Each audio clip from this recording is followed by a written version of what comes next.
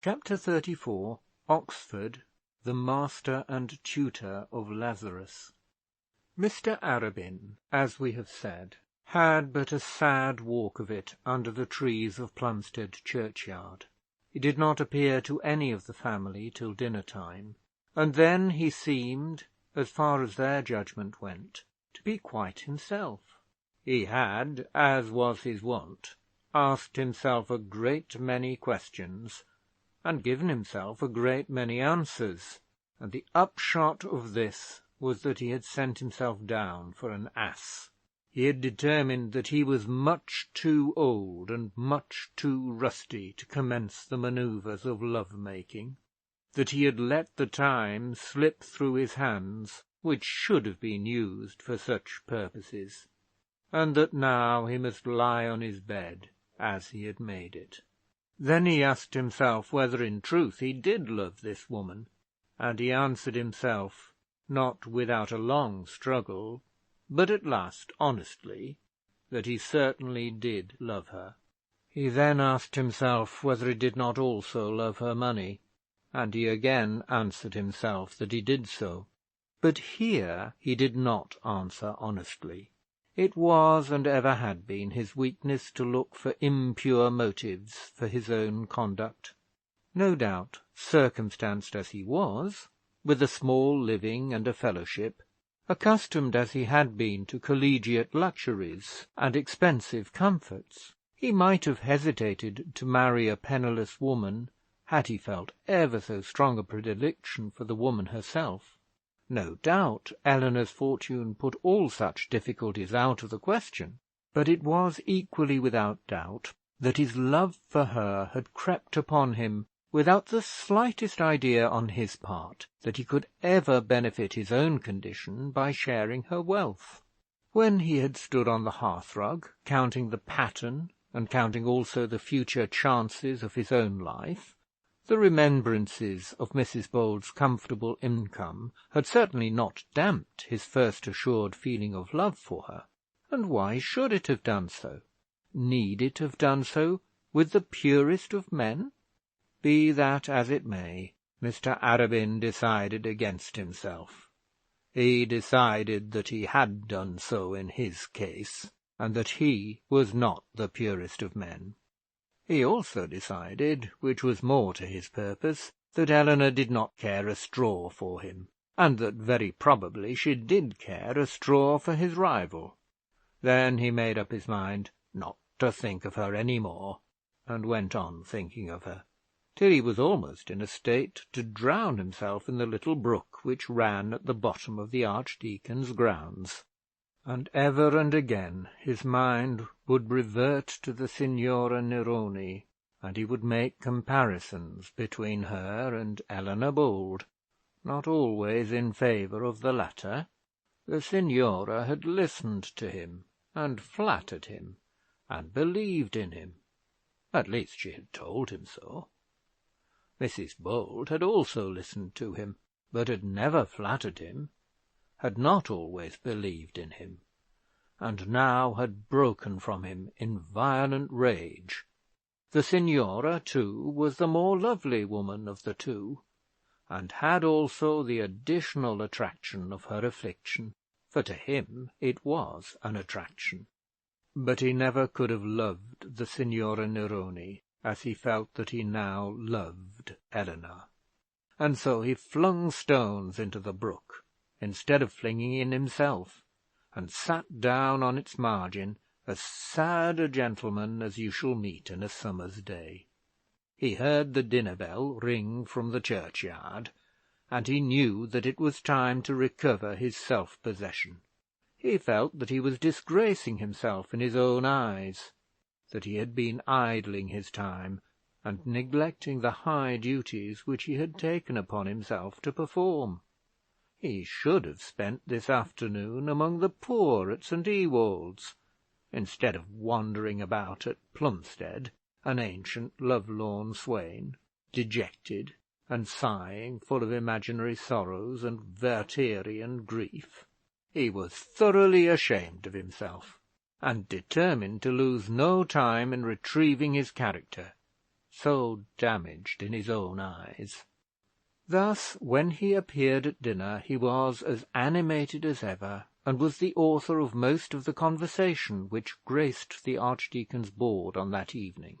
Mr Harding was ill at ease and sick at heart, and did not care to appear more comfortable than he really was. What little he did say was said to his daughter. He thought that the archdeacon and Mr Arabin had leagued together against Eleanor's comfort, and his wish now was to break away from the pair, and undergo in his Barchester lodgings whatever fate had in store for him. He hated the name of the hospital. His attempt to regain his lost inheritance there had brought upon him so much suffering. As far as he was concerned, Mr Quiverful was now welcome to the place. And the archdeacon was not very lively. The poor dean's illness was, of course, discussed in the first place. Dr Grantly did not mention Mr Slope's name in connection with the expected event of Dr Trefoil's death. He did not wish to say anything about Mr Slope just at present, nor did he wish to make known his sad surmises, but the idea that his enemy might possibly become Dean of Barchester made him very gloomy. Should such an event take place, such a dire catastrophe come about, there would be an end to his life, as far as his life was connected with the city of Barchester. He must give up all his old haunts, all his old habits, and live quietly as a retired rector at Plumstead. It had been a severe trial for him to have Dr Proudie in the palace, but with Mr Slope also in the deanery, he felt that he should be unable to draw his breath in Barchester Close. Thus it came to pass that, in spite of the sorrow at his heart, Mr Arabin was apparently the gayest of the party. Both Mr Harding and Mrs Grantly were, in a slight degree, angry with him on account of his want of gloom. To the one it appeared as though he were triumphing at Eleanor's banishment, and to the other that he was not affected as he should have been by all the sad circumstances of the day, Eleanor's obstinacy, Mr Slope's success, and the poor dean's apoplexy. And so they were all at cross purposes. Mr Harding left the room almost together with the ladies, and then the archdeacon opened his heart to Mr Arabin. He still harped upon the hospital. "What did that fellow mean," said he, "by saying in his letter to Mrs Bold that if Mr Harding would call on the bishop, it would be all right? Of course I would not be guided by anything he might say, but still it may be well that Mr Harding should see the bishop. It would be foolish to let the thing slip through our fingers, because Mrs Bold is determined to make a fool of herself." Mr Arabin hinted that he was not quite so sure that Mrs Bold would make a fool of herself. He said that he was not convinced that she did regard Mr Slope so warmly as she was supposed to do. The archdeacon questioned and cross-questioned him about this, but elicited nothing, and at last remained firm in his own conviction that he was destined, malgré lui, to be the brother-in-law of Mr Slope. Mr Arabin strongly advised that Mr Harding should take no step regarding the hospital in connection with, or in consequence of, Mr Slope's letter. If the bishop really means to confer the appointment on Mr Harding, argued Mr. Arabin. "He will take care to let him have some other intimation than a message conveyed through a letter to a lady. Were Mr. Harding to present himself at the palace, he might merely be playing Mr. Slope's game, and thus it was settled that nothing should be done till the great Dr. Gwynne's arrival, or at any rate without that potentate's sanction. It was droll to observe how these men talked of Mr. Harding as though he were a puppet, and planned their intrigues and small ecclesiastical manoeuvres in reference to Mr. Harding's future position, without dreaming of taking him into their confidence.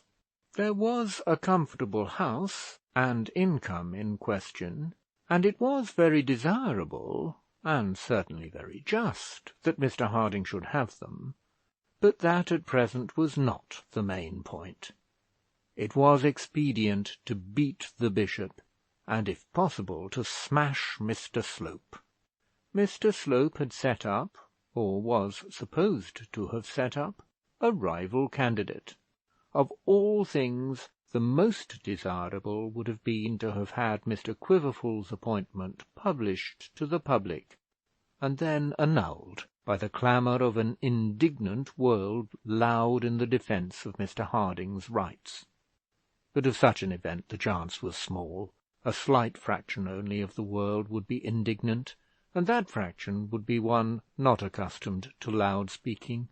And then the preferment had, in a sort of way, been offered to Mr. Harding, and had, in a sort of way, been refused by him.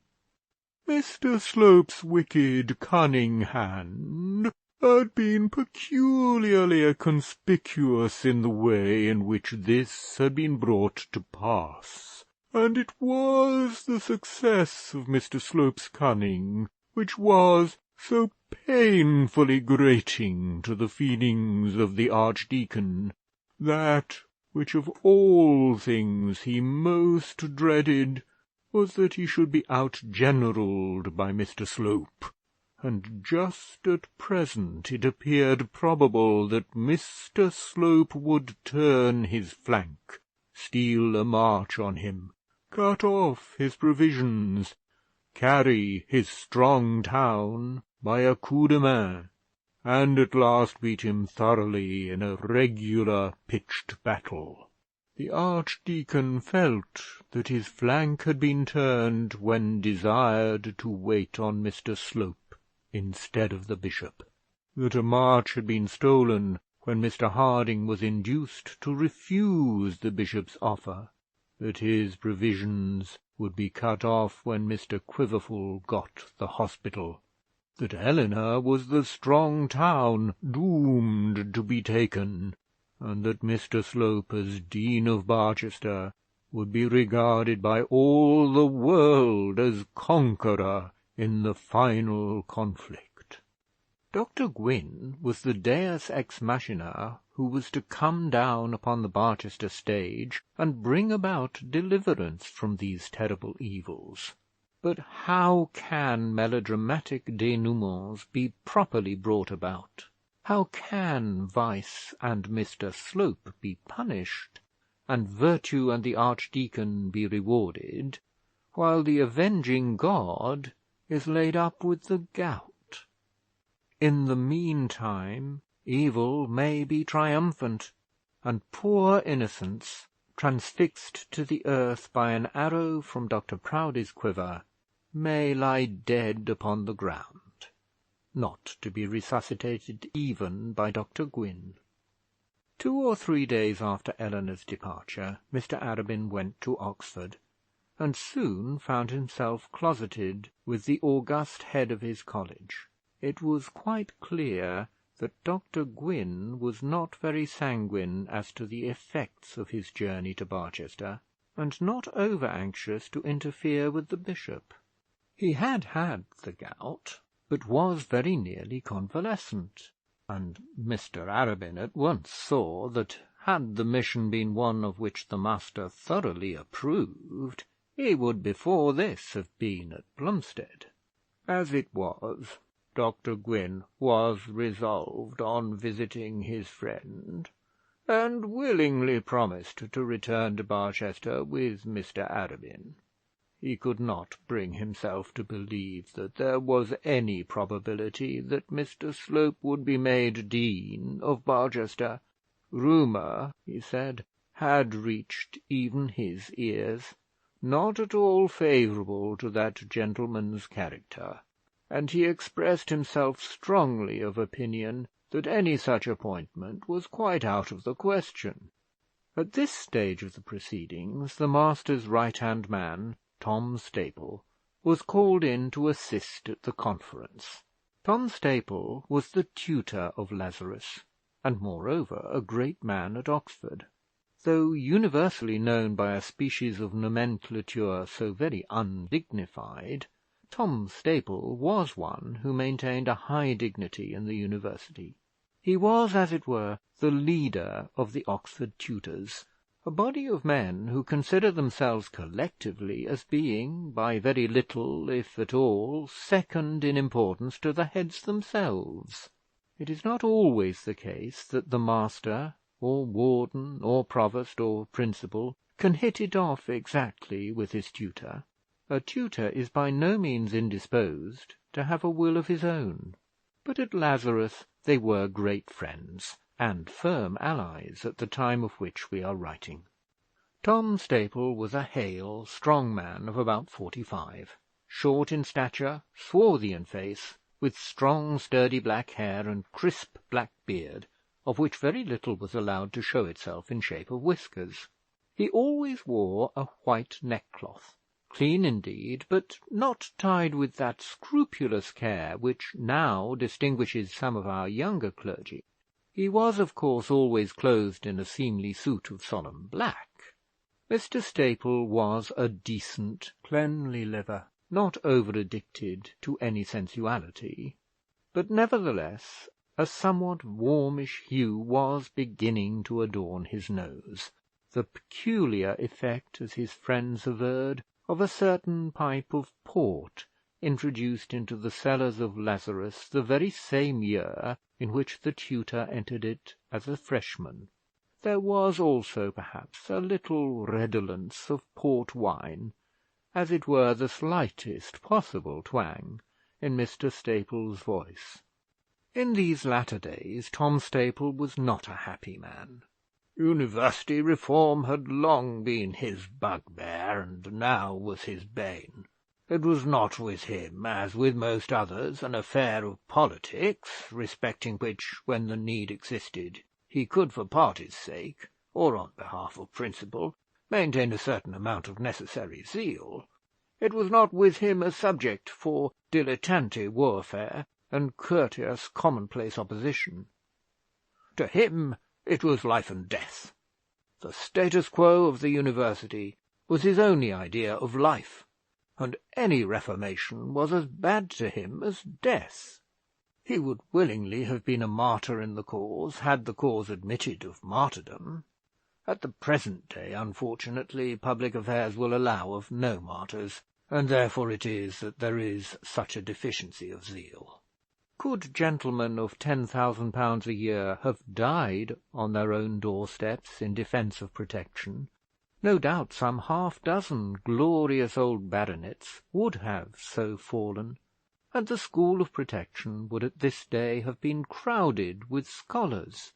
Who can fight strenuously in any combat in which there is no danger?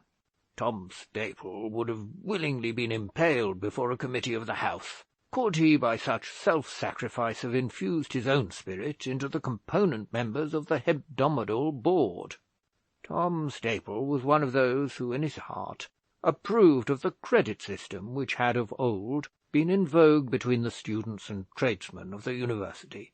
He knew and acknowledged to himself that it was useless in these degenerate days publicly to contend with the Jupiter on such a subject.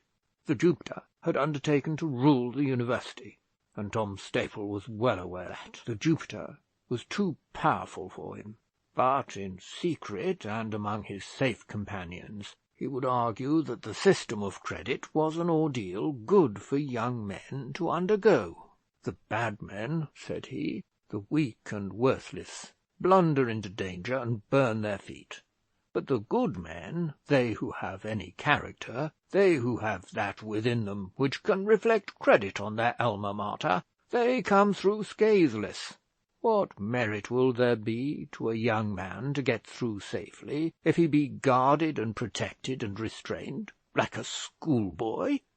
By so doing, the period of the ordeal is only postponed, and the manhood of the man will be deferred from the age of 20 to that of 24. If you bind him with leading strings at college, he will break loose while eating for the bar in London. Bind him there, and he will break loose afterwards, when he is a married man. The wild oats must be sown somewhere. 'Twas thus that Tom Staple would argue of young men, not indeed with much consistency, but still with some practical knowledge of the subject gathered from long experience. And now Tom Staple proffered such wisdom as he had for the assistance of Dr Gwynn and Mr Arabin. "Quite out of the question," said he, arguing that Mr Slope could not possibly be made the new Dean of Barchester. "So I think," said the master. "He has no standing, and if all I hear be true, very little character." "As to character," said Tom Staple, "I don't think much of that. They rather like loose parsons for deans. A little fast living or a dash of infidelity is no bad recommendation to a cathedral close. But they couldn't make Mr Slope. The last 2 deans have been Cambridge men. You'll not show me an instance of their making 3 men running from the same university. We don't get our share, and never shall, I suppose. But we must at least have 1 out of 3. "Those sort of rules are all gone by now," said Mr Arabin. "Everything has gone by, I believe," said Tom Staple. "The cigar has been smoked out, and we are the ashes." "Speak for yourself, Staple," said the master. "I speak for all," said the tutor stoutly. "It is coming to that there will be no life left anywhere in the country. No one is any longer fit to rule himself or those belonging to him. The government is to find us all in everything, and the press is to find the government. Nevertheless, Mr Slope won't be Dean of Barchester." "And who will be warden of the hospital?" said Mr Arabin. "I hear that Mr Quiverful is already appointed," said Tom Staple. "I think not," said the master; "and I think, moreover, that Dr Proudie will not be so short-sighted as to run against such a rock. Mr Slope should himself have sense enough to prevent it. But perhaps Mr Slope may have no objection to see his patron on a rock," said the suspicious tutor. "What could he get by that?" asked Mr Arabin. "It is impossible to see the doubles of such a man," said Mr Staple. "It seems quite clear that Bishop Proudie is altogether in his hands, and it is equally clear that he has been moving heaven and earth to get this Mr Quiverful into the hospital, although he must know that such an appointment would be most damaging to the bishop. It is impossible to understand such a man, and dreadful to think," added Tom Staple, sighing deeply, "that the welfare and fortunes of good men may depend on his intrigues." Dr Gwynn or Mr Staple were not in the least aware, nor even was Mr Arabin, that this Mr Slope of whom they were talking had been using his utmost efforts to put their own candidate into the hospital, and that in lieu of being permanent in the palace, his own expulsion therefrom had been already decided on by the high powers of the diocese. "I'll tell you what," said the tutor, "if this Quiverful is thrust into the hospital, and Dr Trefoil does die, I should not wonder if the government were to make Mr Harding Dean of Barchester. They would feel bound to do something for him, after all that was said when he resigned." Dr Gwynn at the moment made no reply to this suggestion, but it did not the less impress itself on his mind. If Mr Harding could not be warden of the hospital, Why should he not be Dean of Barchester? And so the conference ended without any very fixed resolution, and Dr Gwynne and Mr Arabin prepared for their journey to Plumstead on the morrow. Chapter 34. Recording by Nick Whitley, Purley, United Kingdom.